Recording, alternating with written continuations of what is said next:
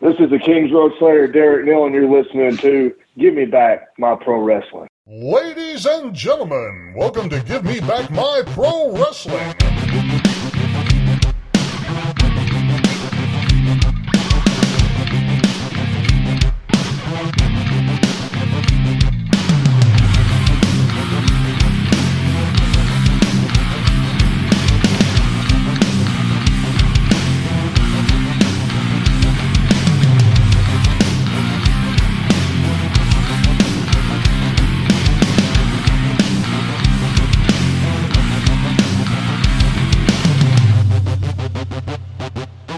For those who don't know, now you know, baby. This is Hot Rod Biggs, Jared, Jimmy Street. We're going to take them to the limit one more time, baby, right here on Give Me Back My Pro Wrestling. Ladies and gentlemen, welcome one more time to the Give Me Back My Pro Wrestling podcast. And I'm here, as always, with my brother from the same father and mother, the Plastic Sheik, Jared Street. What's up, Sheik? How you doing, brother? I'm doing great, brother. How you? Just hanging and banging, brother. Just doing this podcasting thing, dude. Yeah. Anyway. Oh, yeah. I don't know if I was doing Macho Man or Hogan. I don't know. Well, maybe you're doing Macho Hogan. Macho Warrior Rick Hogan. You know, that was a guy. You heard of him? Yeah. before? Yeah, I'd heard of Memphis, right? Yeah, wow. He's not doing too good. Let's just say that, but not in his health. But he made some very bad decisions. But anyway, I don't want to start Derek Neal's episode with that.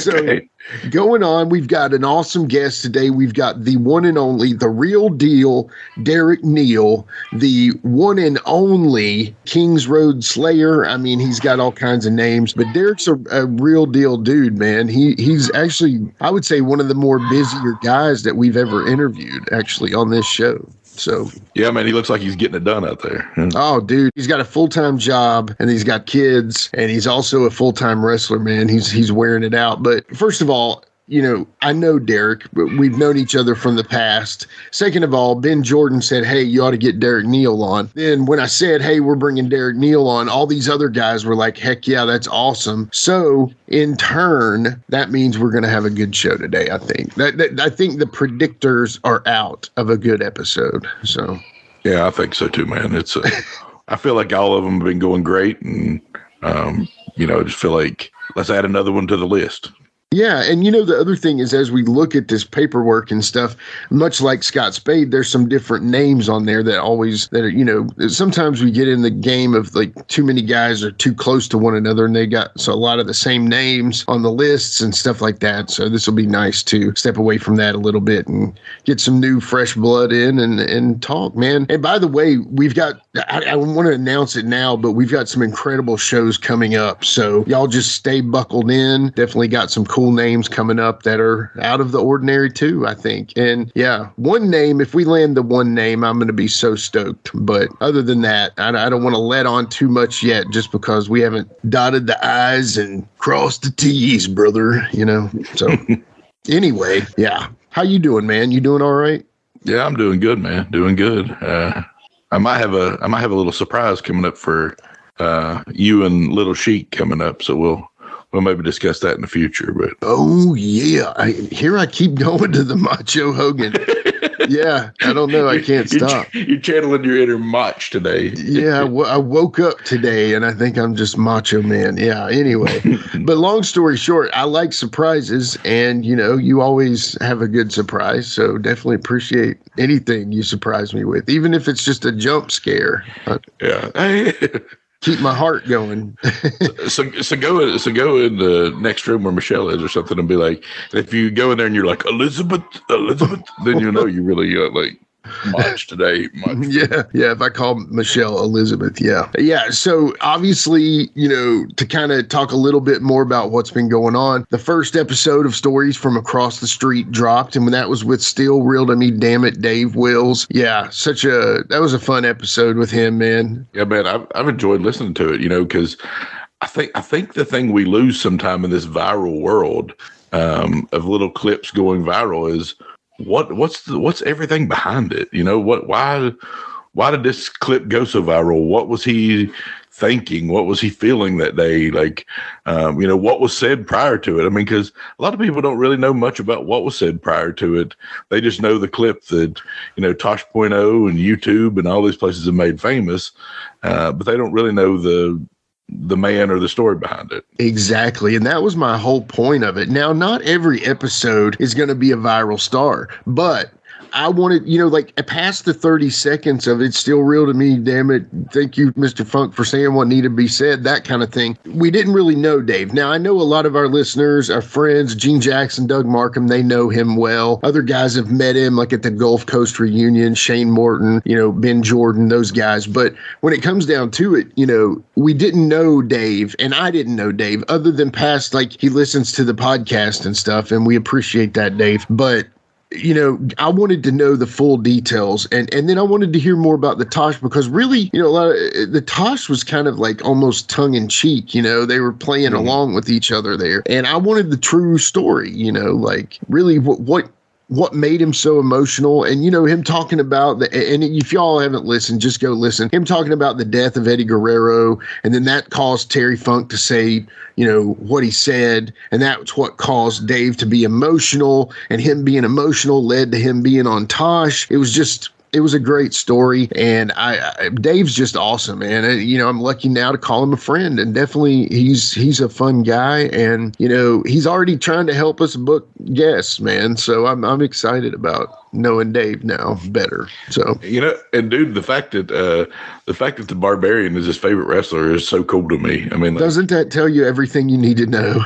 like it's so easy for somebody to say Hulk Hogan, Ric Flair, Sting, Dusty Rhodes, Macho Man. Yeah. I mean, whoever is their favorite wrestler, but for the fact that Barbarian is his favorite wrestler, it is just so awesome to me. I know. I think it's so cool because it's original too, man. I mean, yeah. The funny thing is his like email and everything is like conga, so it's like he's definitely throwing his hat as far as to, his enjoyment. And Dave, if you listen to the episode, I feel like you probably did, at the very end, "We'll see you later," that's Barbarian saying that. So, I was going to change it up because I did get my buddy Tracy Byrd to write new entrance music for the Stories from Across the Street show. But at the same time, I wanted to use the same ending with the Ric Flair and all that. And so it ends with the Barbarian saying that, "We'll see you later," from Body Slam. So. Yeah.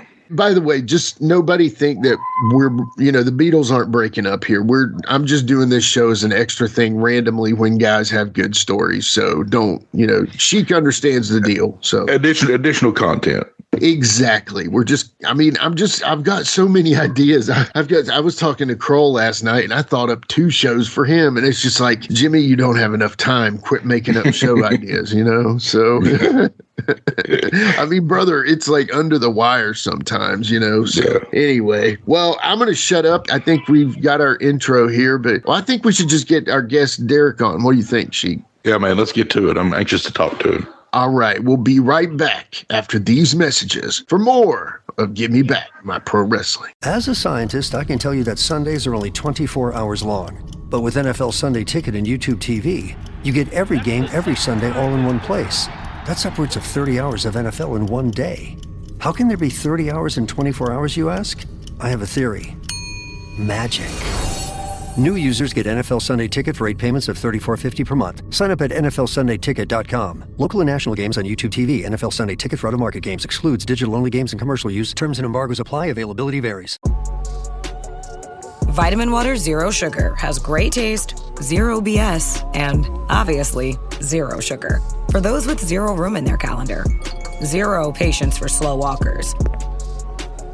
Those who get 0 hours of sleep on a Saturday night. Have zero filter, zero given, and zero interest in grabbing a plain, boring water. Grab a delicious Vitamin Water Zero Sugar today. This episode is brought to you by LinkedIn. Psst, healthcare pros, word's out, and it's too good to keep quiet. Look, LinkedIn is revolutionizing job hunting, making it possible to search by specialty, shift preference, and salary. Endless scrolling is out. Whether it's a mental health therapist or dental hygienist, Finding the perfect role is faster and easier than ever. Head to linkedin.com/healthcare and start your search today. Hey, this is Bill Simmons from the Bill Simmons Podcast, here to help you make the most of your summer with Michelob Ultra, a superior light beer worth playing for. Play for it with the guys when you're competing to see who can sink more birdies on the golf course, because winning tastes even better with Ultra on the line. Play for Ultra. Fill your fridge with Michelob Ultra this summer. Enjoy responsibly. Copyright 2025 Anheuser-Busch Michelob Ultra Light Beer, St. Louis, Missouri. Are you a pro wrestling fan? Well, stop by Captain's Corner, where you can get autographed photos, cards, magazines, and figures from all of your favorite wrestling superstars of the past, present, and future. You'll also be able to participate in live signings in the weeks and months to come. Make sure to stop by Captain's Corner on Facebook and give us a holler. Remember, cheers to the working man. All right, we are back with more from the Give Me Back My Pro Wrestling podcast. And like I told everybody in the intro, we've got an excellent guest. We've got the Kings Road Slayer, Derek Neal. Derek, welcome to the show, brother. Thank you for coming on. Hey, thanks for having me, boys. Appreciate it. Absolutely, man. Our pleasure, man. Good to have you. Yeah, man. Yeah, we're excited for this. You know, I tell you, brother, I was looking at your match history, and it's just like, where do we stop? Like, there's like part 2, part 3, part 4. I swear to God, man, you're the busiest wrestler I think I've talked to. And I mean, because a lot of the guys, they wrestle back in the Outlaws, and, you know, we don't unfortunately talk to as many current guys. And you know, man, I know you've been doing it, 20 years almost? I'm looking at your matches. I don't see a stopping point, brother. So how you feeling today? Well, I'm glad I got the weekend off. Yeah, rest the body up a little bit. But yeah, I just hit 20 years for my first match in February of this year. Wow! Wow, that's awesome. Yeah, I started young. I started training like 16 weeks before I turned 17, and then I had my first match a few months later, and then obviously like kept continuing to train as I was working.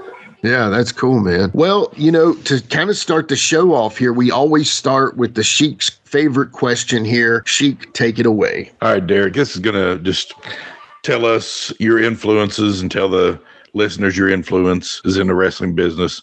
If you could give us a list of 4 or 5 guys, like your Mount Rushmore of wrestling, who would that be? Oh, man. That's so tough because honestly, there's so many greats out there. But I'm gonna have to say Ric Flair's my GOAT. Yeah. You know, I know we've always had the debate, right? Flair or Michaels, but for me, it's Flair.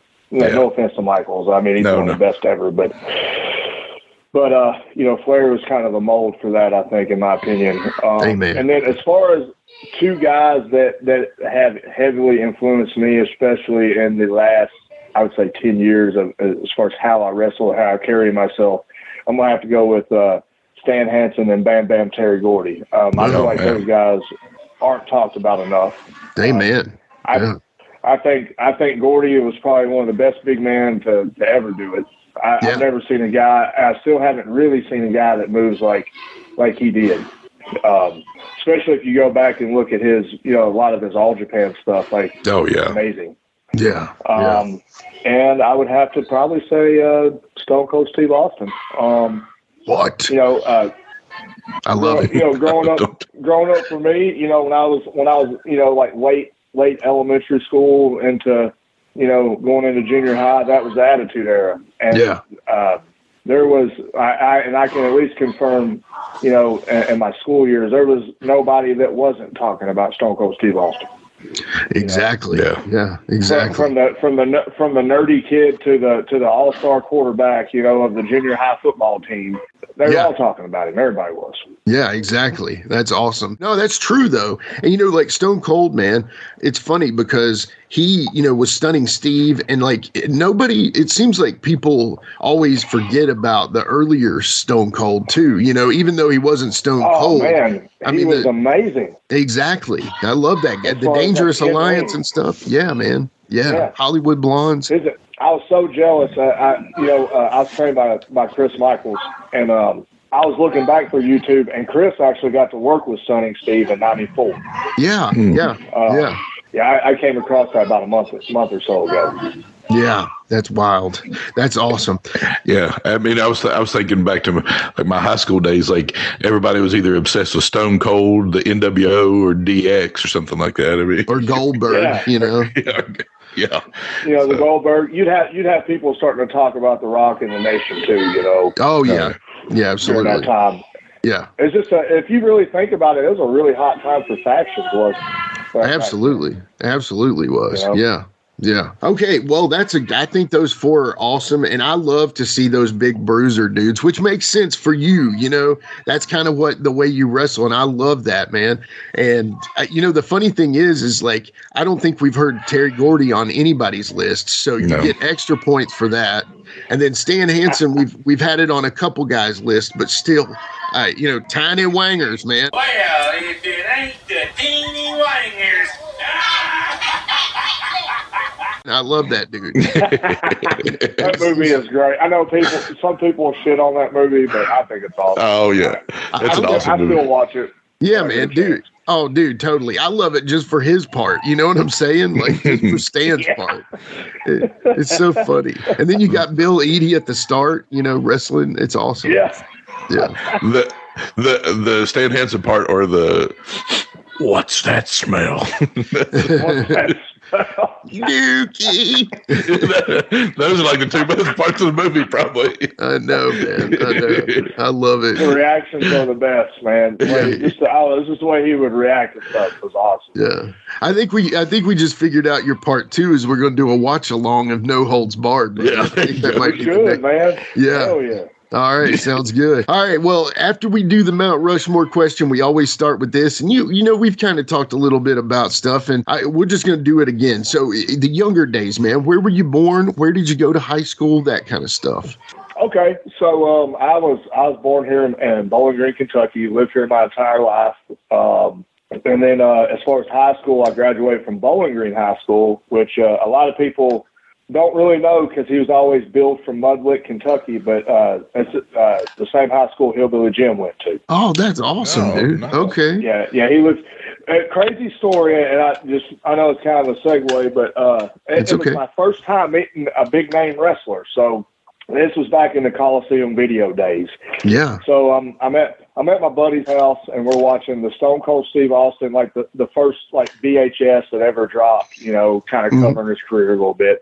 We watch it, and I go outside, and I see this big ass man across the road watching his giant Lincoln Continental, big white Lincoln Continental, and it was Hillbilly Jim. His mom lived across the street from my friend. Wow. So I got a piece of notebook paper, and I walked over there and got his autograph. Dude. While I was washing his car. That is awesome. He's sweetheart of a guy. I'd later see him every once in a while when I was working at Kroger, like before breaking into business. And I remember one time I specifically saw him right after the gimmick battle royal deal at WrestleMania 17. And I remember that specific conversation because that's when I kind of like braved up enough to tell him I wanted to try and be in the business. Yeah. And, the only thing, I'm sure he was probably, looking at this 120-pound kid like, what the hell are you doing? But he did give me, well wishes of good luck, I guess, breaking in. That's awesome. So I would assume in the same high school, he probably played some sports. Did you also play some sports at Bowling Green? I did. I was a little bit of a different bird, as you would say. I did play football on up until junior high, but at the same time, and being from the South, this is probably gonna, knock some people for a loop. But I played hockey. Hockey, nice. Okay, I thought I remembered that about you. Yeah, I was a center, and I played. I played both. So, you have roller hockey on inline skates, right? So I played that and I played ice. I played both. Okay. Now I would play, we had an inline league here locally, but I would have to go to Nashville to play ice because that was the closest ice rink around that was regulation size that had a league. And, I was pretty good at it too. As far as like roller hockey here in our town and in high school, I won the scoring title like 3 out of 4 years. Dude, nice. I scored the overtime winner for the championship my sophomore year, and the game winning goal in the penalty shootout my senior year. That's awesome, dude. It was kind of like we also have a college here. You have Western Kentucky University, and they would put me under other guys' names, but I would be a ringer if a guy missed, and I was doing that as a freshman in high school playing college club level. Dude, that's awesome. So I was pretty good at it. And I mean, the original plan for me before, breaking into business was University of Louisville, which is only like an hour and a half up the road from me. Mm-hmm. At the time, they did have men's team, NCAA, but it was Division III. My plan was to actually go and walk on my freshman year in college, but they actually closed the program due to budget cuts at the end of my sophomore year. And then a few months later, I started training to be a wrestler. That's amazing. Yeah. So, I mean, how would you translate, being a hockey player to wrestling? How would you translate that? Well, I mean, honestly, it's pretty easy. At least with if you look at the inline hockey, there's no contact allowed, as far as body checks or anything like that. But ice hockey there was. So it was pretty easy to translate and, transfer violence from ice hockey to pro wrestling. It wasn't very hard. That's cool. I think it's cool, man, that you first of all, that's an original sport for this show. You've already said Terry Bam Bam Gordy. Now you've said you played hockey. I think you're the first wrestler to say you played hockey on the show. So I'm thinking this is turning out to be a great episode, man. I'm excited. So we're on the start for a hot start, Bubba. Let's just hope I don't start slow and taper off towards the end, Well, that's how you got to do it, man. That's that's the outlaw way, man. That's the outlaw way of doing it. That's right. So when did you start liking wrestling? Very early. My grandfather was who got me into wrestling. Now, he would, being where he was in Kentucky, he would get a lot of the Ghoulish TV in Nashville. Yeah, so, that's awesome. He would watch like Tojo, Zebra Kid, Gypsy Joe, a lot of those guys. So he's the one that was the big wrestling fan. And when I was young, I want to say I was probably 4 or 5 years old. He found some old VHS tapes and gave them to me to take home. Yeah. And, some of them were like WWF, Saturday TV. And then, but one tape that I'll never forget is obviously it was WrestleMania 3 that he recorded on VHS. Yes. And as cliche as it sounds, I did watch Savage and Steamboat, and then that was it. Yeah. Mm-hmm. Yeah, true. Yeah. So I would say since about 5 years old is kind of when I fell in love with it. That's awesome. I mean, who wouldn't? I think that was very similar for us. I mean, I remember, I feel like, we watched Crockett a lot when we were growing up, but also I remember WrestleMania 3 we rented that, and my dad was trying to pick apart, here's where it was fake. And I'm like, shut up, Dad. That's not fake. You can't tell me it's fake. That's just a parent thing, right? And my dad was never a wrestling fan, so they always like to try to pick that out. Now I would say, Dad, it's fixed. It's not fake. Shut up. Love you. My dad was kind of in the same boat until and even hated the idea of me training and all that. Yeah. And then I was probably over a decade into my career when I got him to come watch me at a show. Yeah. And then he saw me just piss off 300 people, and he just got a kick out of that. Now he thinks it's awesome. Yeah, exactly. And it's funny. I feel like if my dad would have come to see me do a little bit of what I did, I think he would probably have at least appreciated the theatrics of it. Oh yeah. Honestly, I remember when we were all installed together, you were a little bit of a heater. Oh, thanks, man. I appreciate you saying that, brother. Yeah. For sure. I wish we could have worked more together, brother. I really do, man. You were doing a lot of stuff outside of there, so I was just kind of in that area and stuff. So, as a brother, he always knew how to push my button. So, I started with my brother. Yeah, exactly. Brothers are good at that. I got a younger brother, 7 years difference, and it's been a few years, but my mom apologized to me for all the groundings and spankings I got from the times that my brother claimed that I hit him and I never did. Yeah, exactly. So. Well, I was dumb enough to write my brother's initials on the wall before he could write. So I was trying to get him in trouble. But See, there's such a big gap between me and my brother, so it was never like physical between us, but it was, like, it was psychological warfare. Yes, exactly. All the time. I used to tell him to run to the fridge to get me something to drink, and I would act like I was timing him, and I would be like, "Oh, that's the fastest one ever. Next time, I bet you can beat it." You know, it's horrible, man. Right? It's horrible. I know.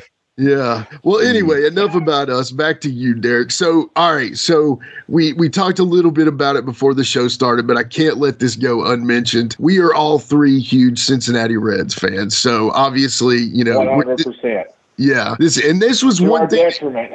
Yes, exactly. To our hearts and souls. But it shows that we're true fans of baseball. Let's just say that, because if we love the Reds, we must really love baseball. So, but anyway, long story short, we've grown up Reds fans. Now, in our area of Virginia, the Reds were the team before the Braves came along. You know what I'm saying? Because, you know, WLW 700 AM would beam almost everywhere in the South. And, you know, when you could hear the Reds on, it's just like it's in our blood. I always used to say we bleed Cincinnati Red because, you know, that's just how our family, it was my grandfather's favorite team, my father's, mine and my brother's. And, you know, anyway, so I think it was cool. And that was something you and I early clicked on because, you know, I think either you had a Reds bag or maybe I was wearing a hat and you were like, I think it was something you had. And I said, "Oh, dude, you're a Reds fan." And then that automatically made me like you. So maybe been the hat. It might have been a hat. I wore Reds hats a lot. And then, you know, I do got a Barry Larkin jersey. So, me too. And a Ken Griffey. So. Yeah. I've got one of the red 80s style, the V-cut neck with the red all over, and it's got Larkin. Because I think Larkin's probably is it the Cooperstown collection? Yes, it is, exactly. Yeah. I got the exact same one, yeah. I actually got it at a Great American Ballpark. That is, well, hey, that's awesome. I got mine online, so you've beat me. I get it. That's cool. I quit going to Reds games because every time we go, they lose. So it's just like, man, I don't want to be a jinx, you know. I was lucky that day we did win. It's been a few years, but it was that's when Chappie was a closer. Oh, okay, very cool. And Milwaukee was in town, and it was truly a sight to behold watching Chappie pitch because when he would throw, like the only thing you would hear is just the hit of the mitt. You wouldn't even see the ball. Yeah. It was absolutely insane. Yeah, dude. And you know, I think that was probably when like Rich Hall used to kill us for the Brewers. I remember him playing for the Brewers. Yes. Yeah, we had Hall. They had Hall. They had Braun. Maybe our coach, Corey Derek Hart. Bell, too. Yeah. Maybe. Yeah, Corey Hart was there, which is Corey Hart's also a product of Bowling Green. He graduated from the same school as my wife, same year. Nice. And he played. I saw him play at the Nashville Sounds too when they were a Brewers organization. Are they still there? Yeah. I believe they're still AAA for Milwaukee. Yeah. I always hated that, but it was cool. You know, still cool to see teams play. I mean, now like well, you've heard about the White Sox moving, right? Right. Yeah. Supposedly Nashville's a contender for them, which I mean, I think they should have had MLB years ago. And I would love to see that. Done well. Yeah. Okay, so you're still going to be a Reds fan though, because you're a Bowling Green guy. So it's not. That ain't going to change. I mean, for a long time. I mean, you know, Cincinnati geographically was the team. You know, was the team. I mean, and now, you know, it's usually like Cincinnati Cubs or you know, St. Louis.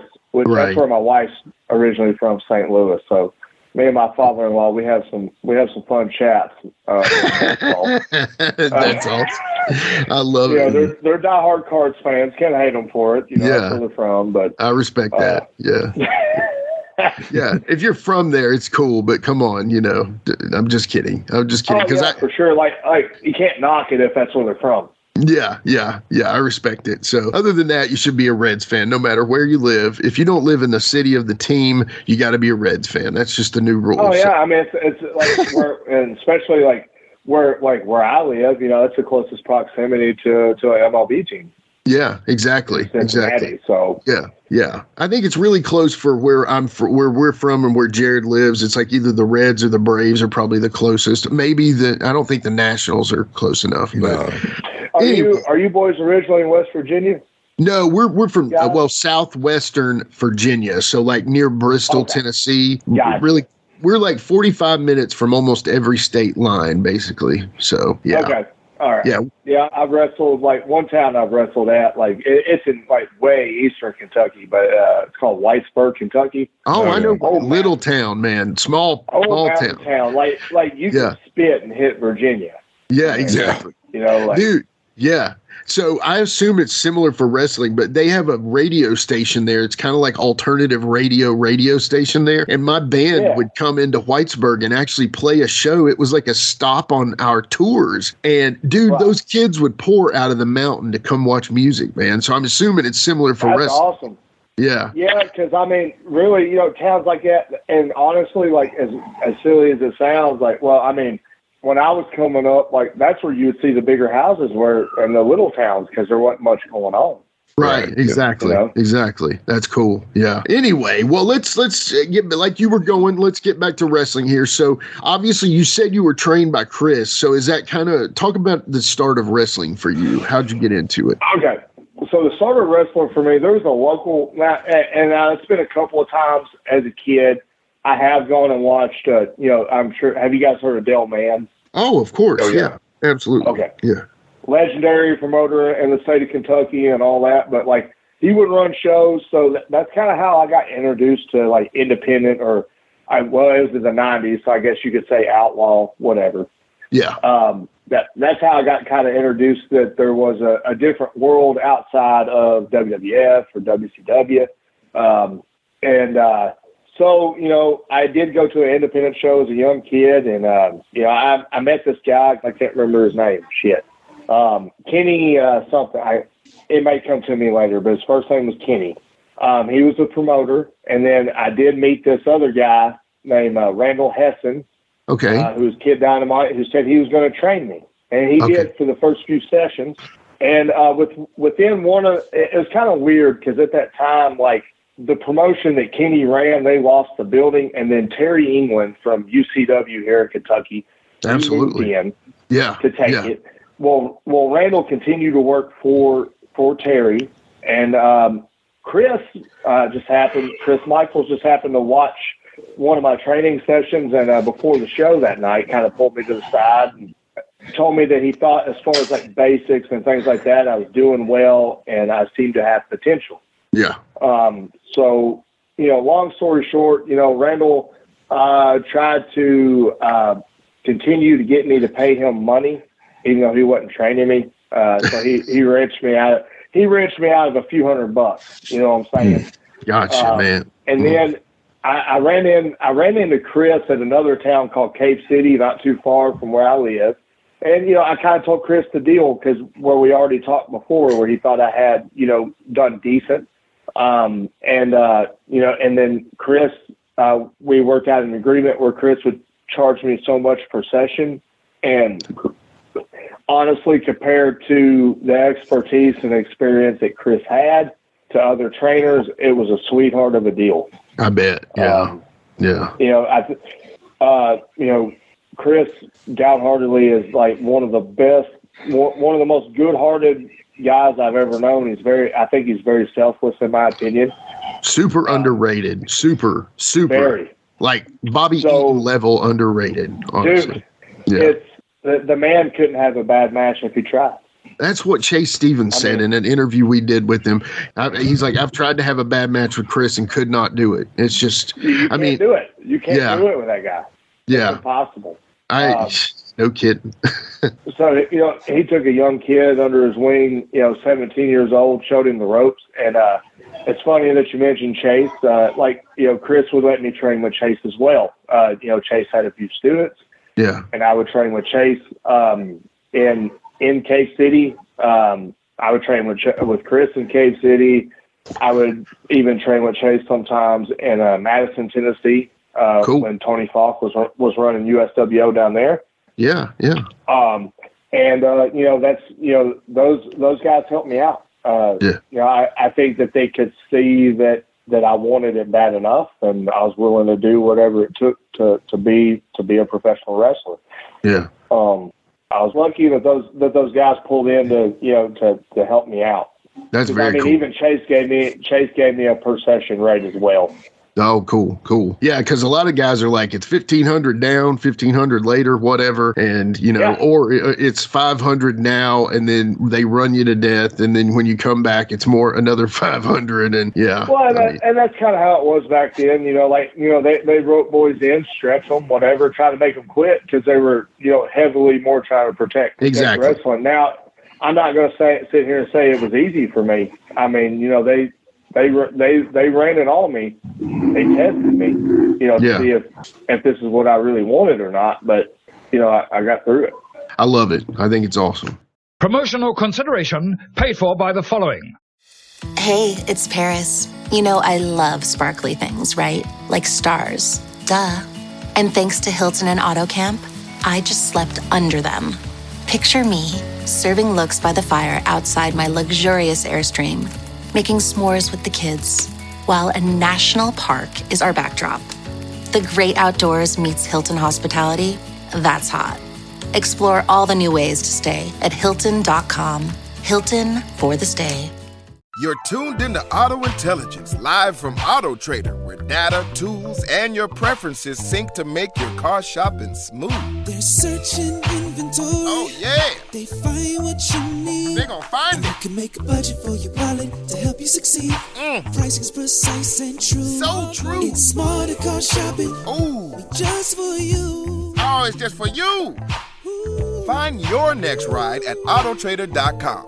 Powered by Auto Intelligence. Ladies and gentlemen, welcome to Give Me Back My Pro Wrestling, the podcast that's based on the old school but can still help you find the good stuff from today. Jimmy Street and the Plastic Sheik, Jared, are the undisputed tag team champions of the wrestling podcast world. From thought-provoking topics to superstar interviews to action figure expertise. This team does it all, and all they ask is, give me back my pro wrestling!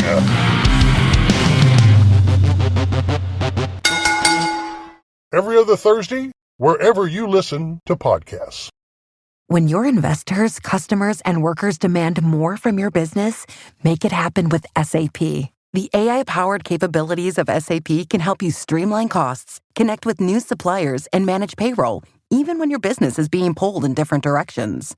To deliver a quality product at a fair price, while paying your people what they're worth too, so your business can stay unfazed. Learn more at sap.com/uncertainty. It's the Smucker's Uncrustables podcast with your host, Uncrustables. Okay, today's guest is rough around the edges. Please welcome Crust. Thanks for having me. Today's topic, he's round with soft, pillowy bread. Hey. Filled with delicious PB&J. Are you talking about yourself? And you can take him anywhere. Why'd you invite? And we are out of time. Are you really cutting me off? Uncrustables are the best part of the sandwich. Sorry, Crust.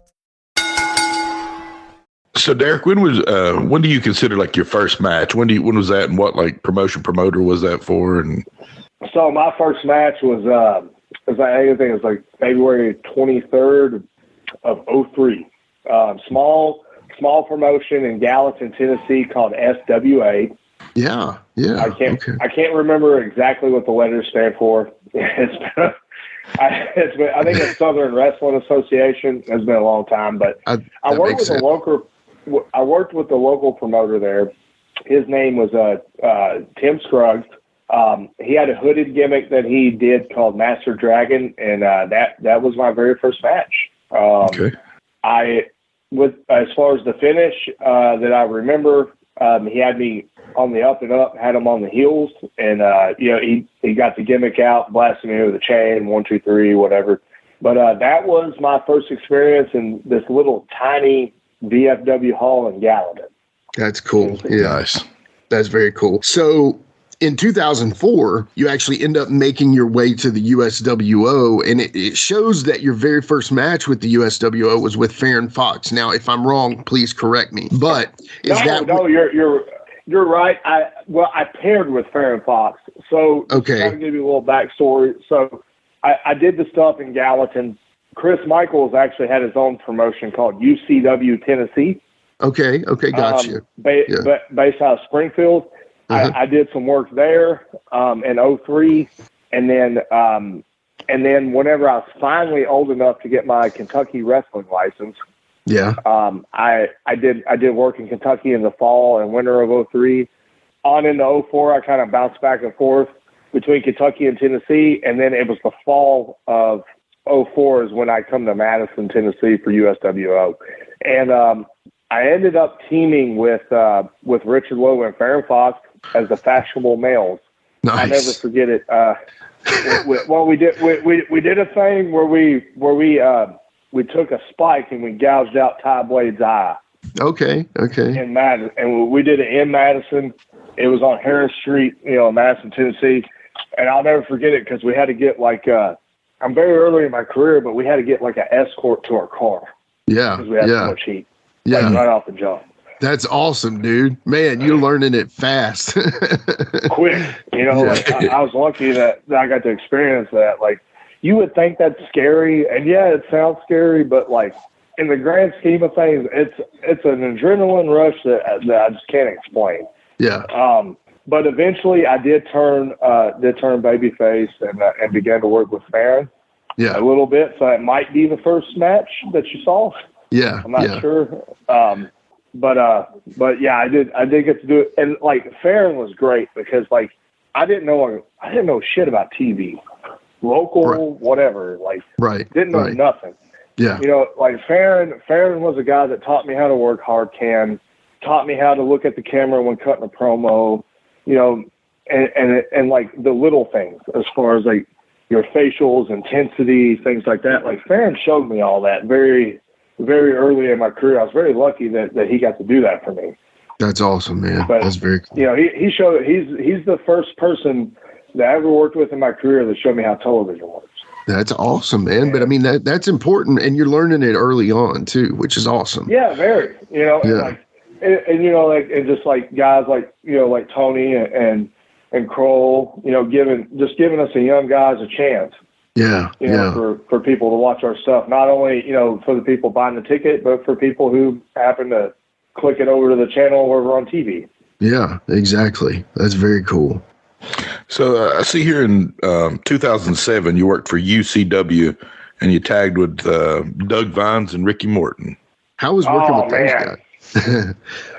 I want to say it may have been like 06, maybe. I got to work with Doug Vines, and Doug is really known for working for Angelo Poffo. Exactly, the Poffos, man. That's what. He's one of the barroom brawlers. Yeah. As far as a person, one of the funniest guys ever. I mean, absolutely hilarious. But like whenever I started, in late 03 at UCW in Tennessee, Doug was doing a lot of the booking then at that time. Okay. I learned so much from him, and eventually we got to where like we were booked in an angle against each other. Nice. I still have that. I still have the blow off. I think laying on. It's on VHS laying around in my house somewhere. Yeah. But I learned a lot from Doug. Like as far as like the psychological aspect of the game, drawing heat, getting people, just downright getting people to care. As far as what you're doing. That's awesome, man. That's awesome. I got to get Doug Vines on a podcast, man. Doug is a wealth of knowledge and like as somebody that like I'm extremely grateful for that I got to have that early in my career. Yeah. How'd you feel tagging with Ricky Morton? I think it was like a 6-man tag or maybe, but it was a 6-man tag. It may have been Brownsville, Kentucky. Maybe. I don't know. I think you're right. Yeah. Which was I actually, if memory serves me correct, I did a double shot that night. Yeah, I think I went from either Franklin or Nashville to Brownsville. Which you don't hear about double shots much anymore. No, you don't. Yeah. That's kind of a thing of the past. It is. But yeah, getting to work with somebody like Ricky was wild. I mean, it was because I did watch Ricky growing up as a kid, and just it was definitely that surreal feeling, right? Like if you see like somebody you looked up to as a kid, whether they were an athlete, television personality, whatever, you know. It was almost like a pinch me moment, I guess. Yeah. That's the only thing I could compare it to. And then, like, now I'm fast forwarding way later on, but like, even getting to work with Ricky and Robert was, I couldn't believe the shit was happening. I'm sure, dude. Yeah, really I'm sure. Yeah. Yeah. Because, you know, that was our tag team growing up. Before I dyed my hair clear, I was blonde and my brother was dark hair. So we were Ricky and Robert. And so, you know, I even had people call me Ricky sometimes. I'll be like, my name is Jimmy, but call me Ricky, you know. We were total. Another crazy story. Yeah. I was in Tennessee, like, working for Chris at the time. And Chris got Bobby to come in. Oh, man. It's the first time I ever met Bobby. Okay. So, like, Chris is doing this angle, Bobby comes in, and then, like, him and Chris have it out. And then, like, it's like we're all backstage in this one single room, but there's two doors. Yeah. You know, so we got like a baby and a hill door, right? And during the schmoz thing, like, I wasn't working that night, so I was security. Yeah, okay. I watched Chris throw Bobby into the wall, and Bobby just like headbutts the shit out of this wall, man, and puts like the biggest hole in it. And I'm like, you know, I'm sitting here like, what the f- is going on? And so, like, you know, it's like intermission. I go back to the back, and Bobby's laughing his ass off, drinking his coffee. I'm like, this son of a bitch is crazy, you know. I've never seen nothing like it in my life. That was the first time, and that was the first night I met Bobby Eaton. You know, yeah. God, man, is that really how he is? But sweetheart of a guy, man. Yeah. Bobby was the best. He really was, man. And getting to know him, the just a little bit that I did, he honestly got me over with a lot of the veterans at Saul, because I had worked with him some in Virginia. And then I came out and then managed him a match up in Kentucky for Porter, and then actually managed him again at Porter's in Nashville. And then I get to Saul, and he's sitting there, and I walk in immediately. And you know that back row where like Reno and Cersei and Wolfie would sit back on the back wall there, kind of in front of the green. Yep. So I walked up to Bobby. He jumps up and says, "Hey, brother." And he gives me a big hug. And I look out of the corner of my eye, and I see Reno and Wolfie looking at each other. They're like, who the hell is this guy? You know, like, and then Reno makes these like hand gestures, and you can imagine it. He's like, well, if Bobby likes him, I guess it's all right, you know? So yeah, that was awesome. Actually, I talked to Reno not too long ago on the phone. That's awesome. Just kind of catching up and stuff. Yeah. Great guy. He's going to be on the show soon. Reno's awesome. Yeah, man. we're going to get him. Y'all got to get him on. I'm going to tell you right now, that man has got like a great amount of stories that he could share.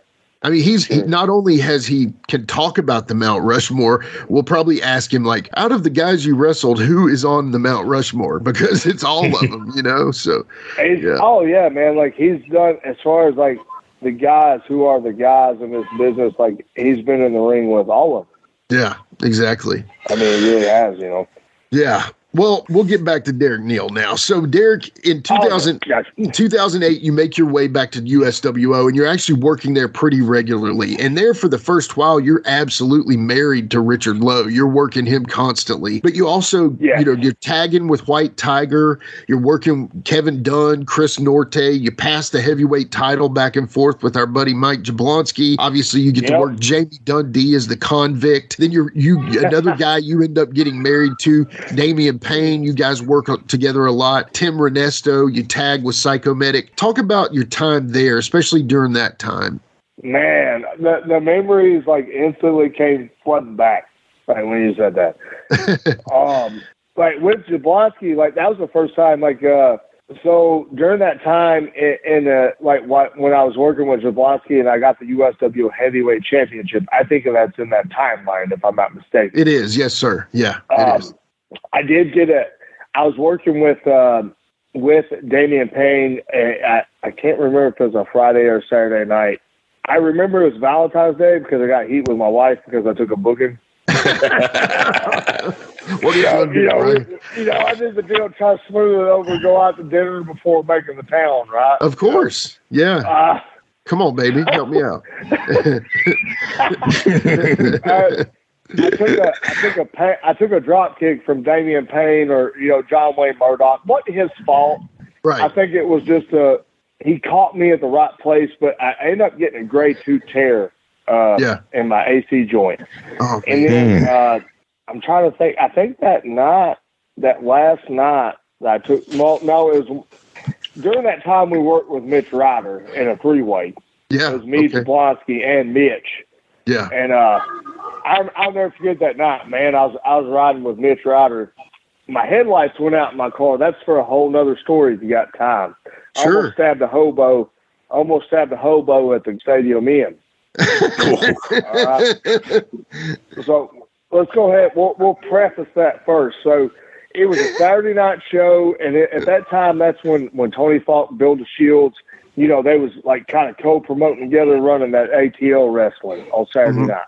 And that night they had that was a big show. Like the main event that night was Wrestling Dad. Chris.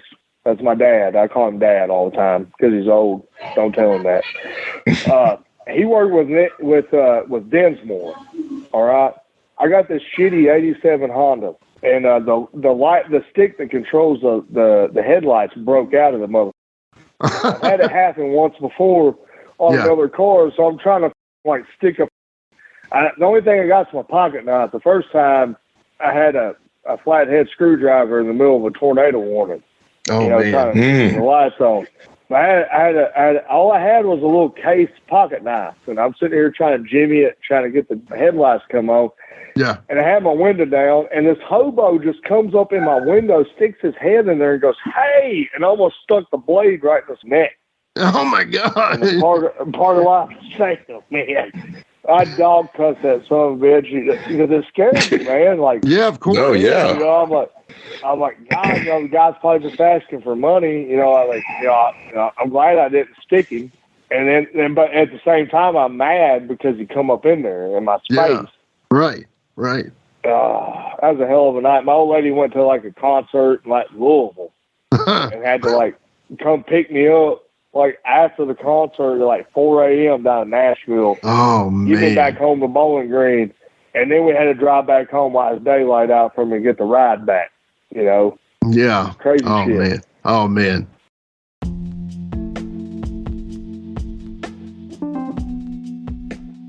And now a word from our sponsor.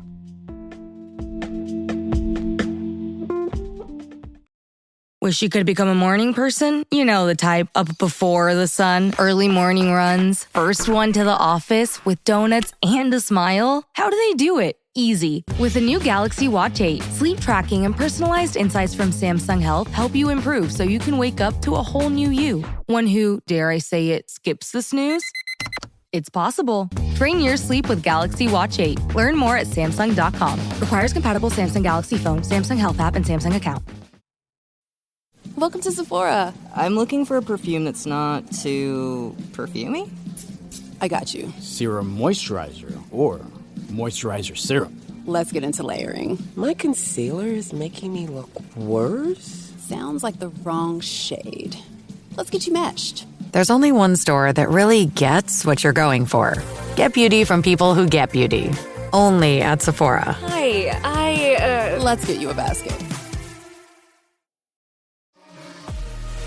This episode is presented by State Farm. Having insurance isn't the same as having State Farm. It's like expecting the leadership of a team captain on the football field, but getting a sea captain. You wouldn't settle for just anything for your team. Shouldn't it be the same for your insurance? So don't settle for just any insurance when you can go with a leader. State Farm. Like a good neighbor, State Farm is there. Hey, my name is Tammy Reynolds. I am the wife of Forsaken Rick Reynolds, that super cool guy that everybody knows and loves. And I represent West Side Sauces.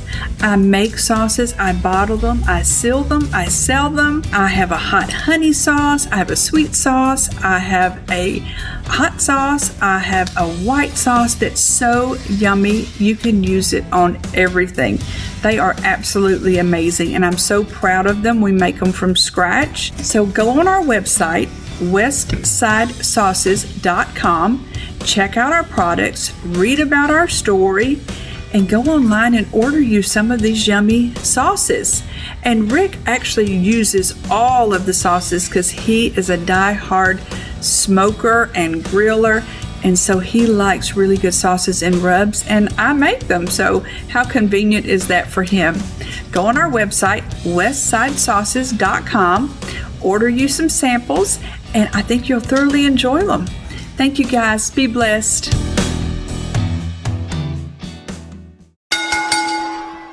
But during that time, I'm sorry I got so segued, but I got to work with Jablonski and even Mitch, and that was kind of my break in to the Midwest. Was because of that. Because of that match that we had. And then Renesto, I got to work with him in Nashville, but I also down in Shelbyville. Yeah, okay. At the time, the Mullins brothers were the promoters down there. Right, and I got to work a match or two with him down there at I think it's called Stadium Cab Company down in Shelbyville. The Stadium Cab. I-24 a little bit. Yeah. A lot of history there, during that time. Who else did you mention there? So I mentioned, you were married to Richard Lowe. We talked about that. You tagged with White Tiger. Yeah. Kevin Dunn, Chris Norte, Jamie Dundee, all that. Chris Norte, man, heard that name in a while, man. No, well, you were with him a lot. You looked like you worked around. I was, yeah. Yeah. No, I like Norte. Good guy. Another fellow Cincinnati Reds fan. Exactly. He was a Giants fan, and then he moves to Cincinnati and gets a real team. Yep. Well, he was originally from California, I think, wasn't he? I think so. Yeah, I think so. I'm pretty positive. Right. Yeah. So he was okay. He chose the right side of things. So I sure did. Have heat with him enough. No, not a bit. I was in a bad spot. I was in a bad spot one time coming through Nashville, and I was like, man, I need a soft place to fall tonight, brother. Can you help me out? And he was like, yeah, come on. And I did. It was nice. I've always liked Norte, so it's been good. Cool. Good. He's good people, man. I've honestly, throughout my career and working with him, I never had a bad interaction with him. Now, he did have a tag partner, I think, New York Gangster. Yeah. Okay. They tagged for. I did not have a good interaction with him one time and had to get held back in the locker room. I'd love to hear about that. No, it was kind of over a finish and how things went in the match. Basically, things did not go according to plan. Yeah. So I kind of lost my shit a little bit.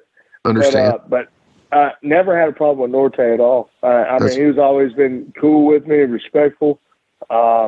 He's a cool dude. He is, As far as business, he always try to do business. You know what I mean? I got to manage him against Ricky Morton, which was one of my life's goals, was to manage against Ricky Morton. So it was fun. Yeah. But Norte that was fun, man. It wasn't very long. And Ricky was like, the nicest thing Ricky said to me was like, brother, I wish we used you more. And I'm like, it's okay, buddy. I didn't need any of that. I just needed to stand out there, right? I'm in the record books against Ricky Morton. That's all I needed, so. But man, that time, at the Stadium Inn, it was wild, because if you think about it, you had ATL wrestling, you had USWO. Exactly. There was a guy named Billy Woodard, he would run this A1 wrestling. Okay. Sometimes, man, I would work 3 nights a week in the same building. Wow. It was wild, it wasn't, if you think about it, it was wild, it was good for us boys, getting work, but it was kind of bad for the promoters, because right. And it ain't a knock on nobody, but you kind of oversaturate the area, right? You do, yeah. You basically had 4 nights of wrestling in East Nashville, if you counted Porter on Thursday, So it was kind of a running joke. I'd hear guys sometimes talk about it, when I was early in my career, 04, 05. You talk about the boys, we could be 40 milers and work 5 nights a week. You really could, man. It was easy, actually, Yeah. I mean, sometimes I would do it. I would do the double shot from Laverne to Nashville. Yeah. Try to clean up a little bit on some money. Yeah, might as well. Right.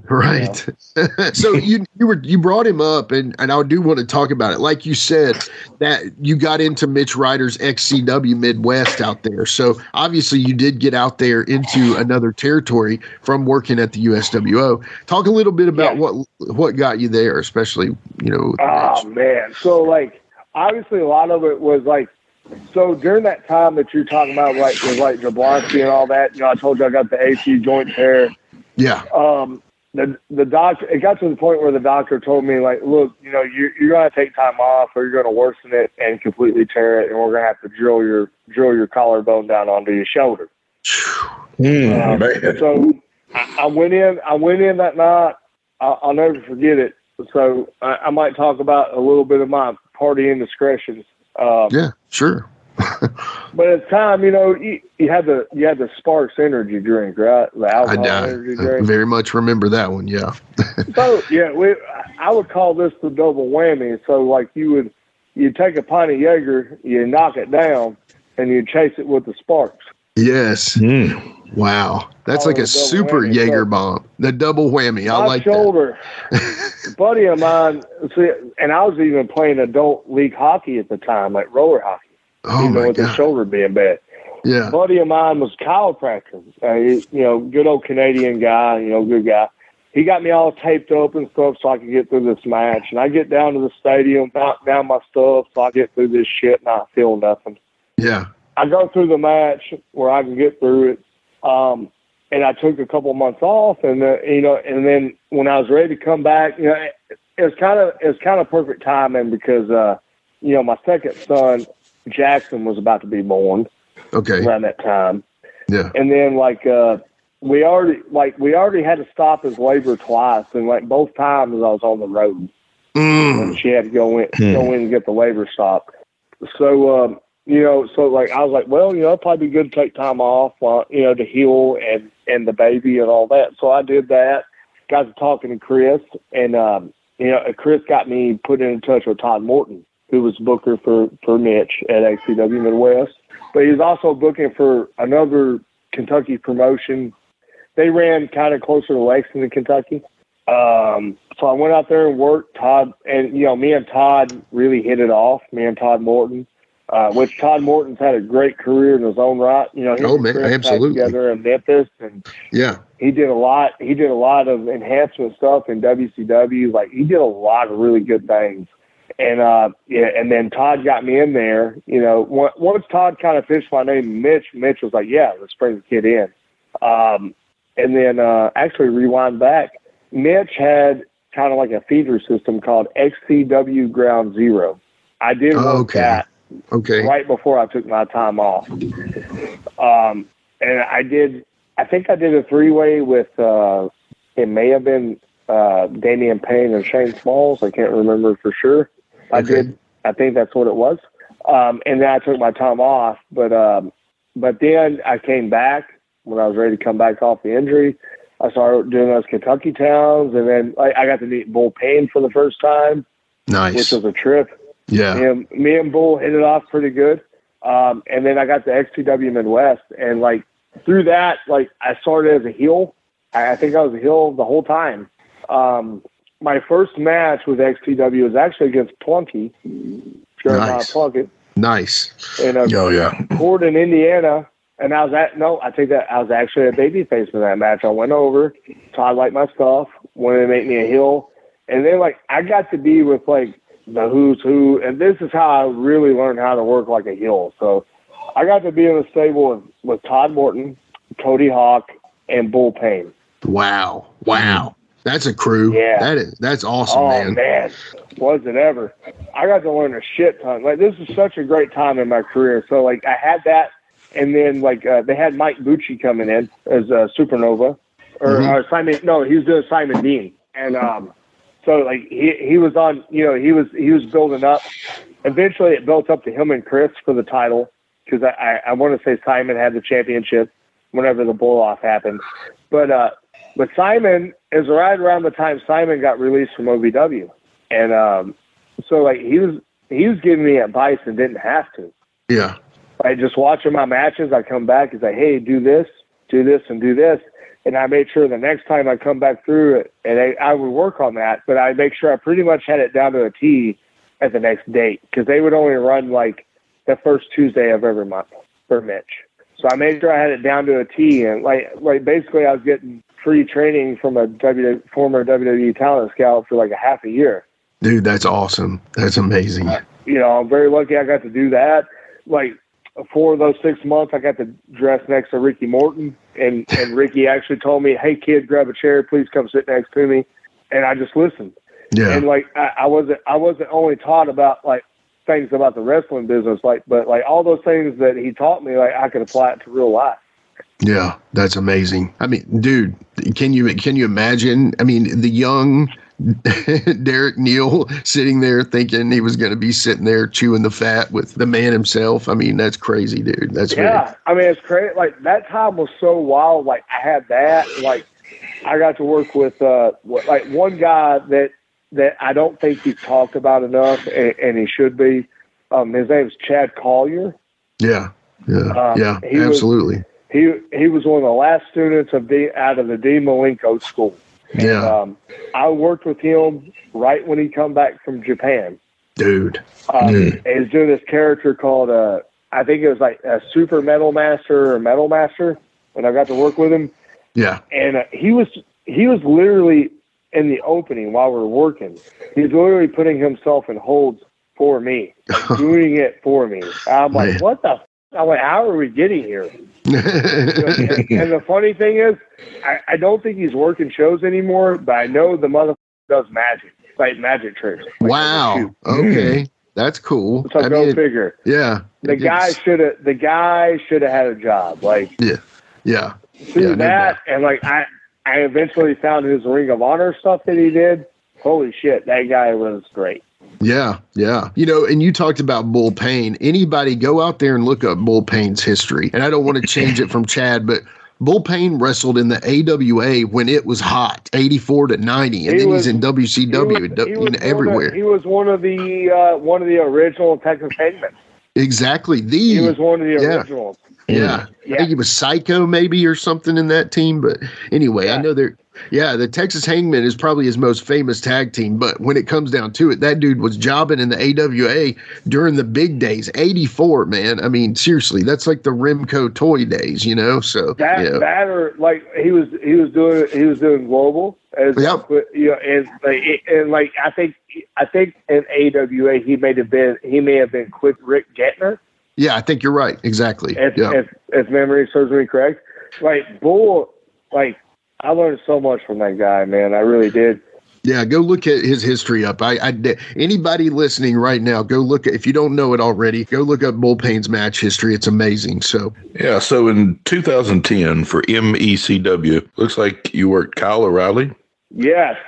Man, what a situation. So I actually talked to somebody about this not long ago, but yeah, I worked Kyle O'Reilly. That was he may have just signed his first ROH contract or right before it. I want to say during that time, I think that there was a time where he was based out of St. Louis and he was living with Davey Richards. Oh, okay. So I want to think that's close to this time, but I had a match with him and Daniel Engler or Rudy Charles. Yeah.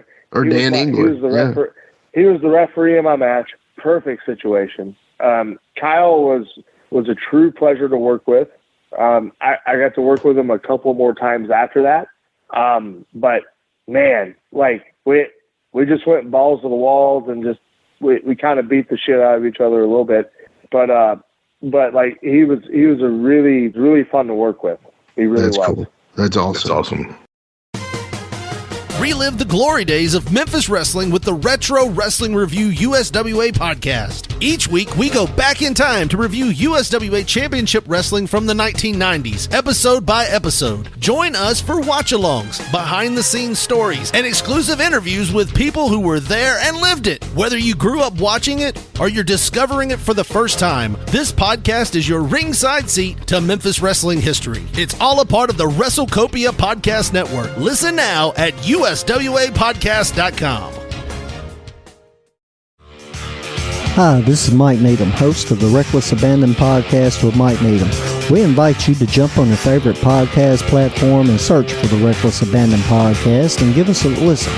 I'm sometimes joined by a part-time podcaster, part-time co-host, and full-time wife, Tiffany Nicole.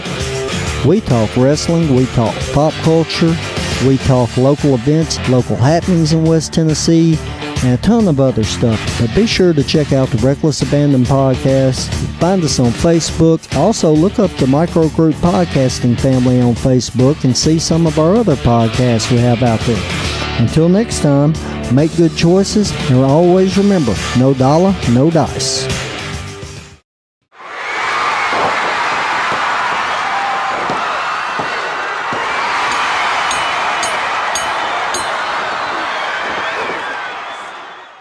Ladies and gentlemen, this is Jimmy Street, and that was episode 18 of the Best of James Rock Street Productions with the first half of episode 46 of Derek Neal on Give Me Back My Pro Wrestling.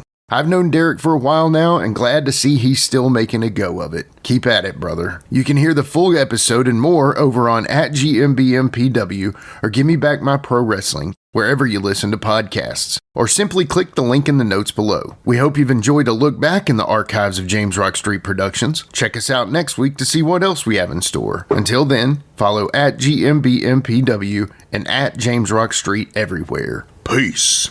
With a tear in my eye, this is the greatest moment in my life.